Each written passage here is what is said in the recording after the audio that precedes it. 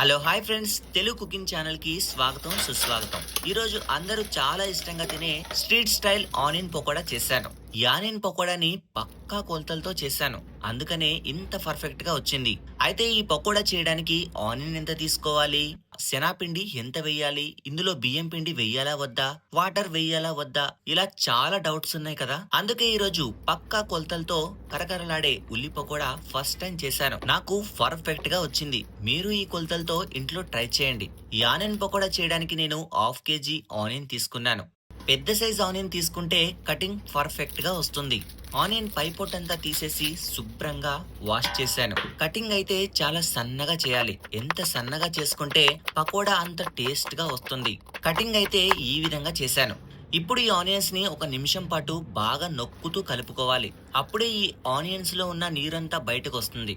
అందువల్ల మనం నీరు ఎక్కువగా యాడ్ చేయవలసిన అవసరం ఉండదు. అదే విధంగా ఉల్లిలోని చెమ్మంతా బయటకు వచ్చేయడం వల్ల పకోడీ నిలువ ఉంటుంది.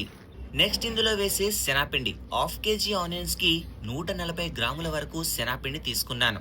శనాపిండి ఎక్కువ వేస్తే పకోడీ టేస్ట్ మారిపోతుంది, అందుకనే 140 గ్రాముల వరకే ఇక్కడ తీసుకున్నాను. నెక్స్ట్ పకోడీ కరకరలాడాలంటే పక్కాగా బియ్యం పిండి వేయాల్సిందే. నేనైతే 40 గ్రాముల వరకు బియ్యం పిండి తీసుకున్నాను. ఇంతకంటే ఎక్కువ తీసుకుంటే టేస్ట్ మారిపోతుంది.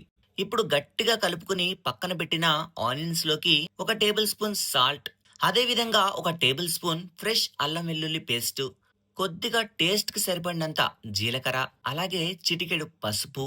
నెక్స్ట్ ఇవి పచ్చిమిర్చి, 4 మీడియం సైజ్ పచ్చిమిర్చి మధ్యలోకి కోసుకుని వేసుకోవాలి. అలాగే మనం ముందుగా కొలిచి తీసుకున్న బియ్యం పిండి, అదే విధంగా శనాపిండి కూడా ఇందులో వేసేసాను. ఒక టేబుల్ స్పూన్ ఆయిల్ వేసి ఈ విధంగా బాగా కలుపుకోవాలి. వాటర్ పొయ్యకూడదు, ఇలా చల్లుకోవాలి. లైట్ గా చల్లుకొని కలుపుకుంటే పకోడీ పిండి రెడీ అయిపోయినట్టే. గ్యాస్ మాత్రం మీడియం ఫ్లేమ్ లోనే పెట్టండి. ఎక్కువగా పెడితే పకోడీ మధ్యలో ఉడకదు, ఇది అందరికీ తెలిసిందే. ఈ పకోడీ పిండి మెల్లగా ఇలా వేసుకోవాలి. ముద్దలుగా వేసారా పకోడీ మధ్యలో ఉడకదు, పచ్చిగా ఉంటుంది. ఇలా లూజ్ గా వేసుకుంటే పకోడీ చాలా చక్కగా వస్తుంది. ఒక 2 మినిట్స్ తర్వాత పకోడీని ఇలా కలుపుకోవాలి. పకోడీ గోల్డెన్ కలర్ రావడానికి 5 to 6 మినిట్స్ పడుతుంది. పకోడీ ఇలా కలుపుతూ ఉంటే చాలా కమ్మటైన వాసన, ఎప్పుడెప్పుడు తినేయాలా అని నోరు ఊరిపోతుంది. పకోడీ అయితే తయారైపోయింది. దీన్ని ఇప్పుడు తీసేద్దాం. చూడండి పకోడీ ఎంత పర్ఫెక్ట్ గా వచ్చిందో. మిగిలిన పిండిని కూడా ఆయిల్లో వేసేద్దాం. సౌండ్ వింటున్నారు కదా ఎలా వస్తుందో. ఇలా చేస్తే అందరూ చాలా ఇష్టంగా తింటారు. పకోడీ తినేటప్పుడు కరకరలాడాలి, అప్పుడే పకోడీ కమ్మదనం తెలుస్తుంది. ఇది కూడా ఫ్రై అయిపోయింది, దీన్ని కూడా తీసేద్దాం. కొద్దిగా కరేపాకు కూడా ఫ్రై చేసి వేసుకుంటే చాలా మంచి టేస్ట్ వస్తుంది. చూశారు కదా, వేడి వేడి పకోడీ అయితే రెడీ అయిపోయింది. ఇలా పక్కా కొలతలతో చేసుకుంటే మీకు కూడా పర్ఫెక్ట్ గా వస్తుంది. వేడివేడిగా స్ట్రీట్ స్టైల్లో మనం పకోడీ అయితే తయారు చేసాము. పక్కా కొలతలతో తయారు చేసాము. చాలా అంటే చాలా పర్ఫెక్ట్ గా వచ్చింది.